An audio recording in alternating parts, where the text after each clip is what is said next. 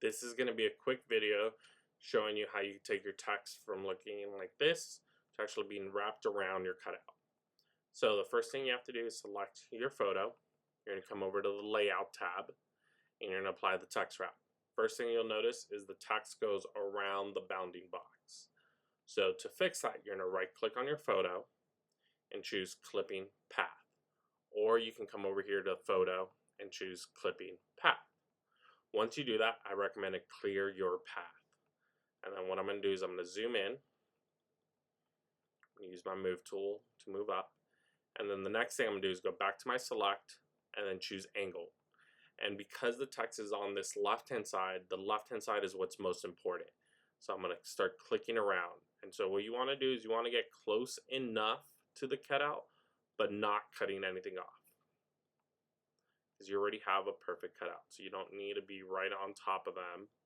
So you're just going to go, you can zoom in more, you can get in a little closer if you want. I don't want to get too close. There we go.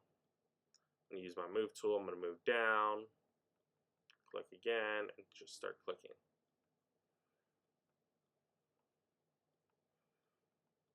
Keep going.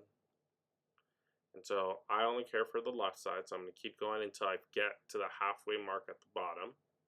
So I'm almost there. Go back to my move tool, click on that, move over, click again, switch back to select.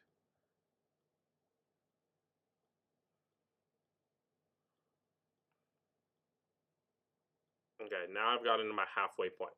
Once you're here, because the text doesn't necessarily need a wrap on the right hand side, all you want to do is make sure you capture the entire image. So there we go. I'm going to move up.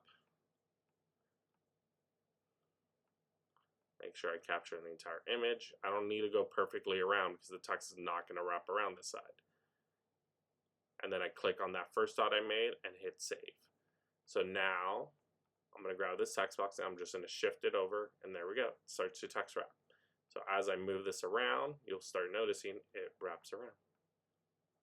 And then you can adjust how close it comes over here under layout. So right now, if I click on my photo, it's set to 6. I can set this to 0 if I want. It comes a little closer. I can set it to any number. 20 goes a little further. So closest you can get is 0. And there you go. That's how you can text wrap around a cutout photo.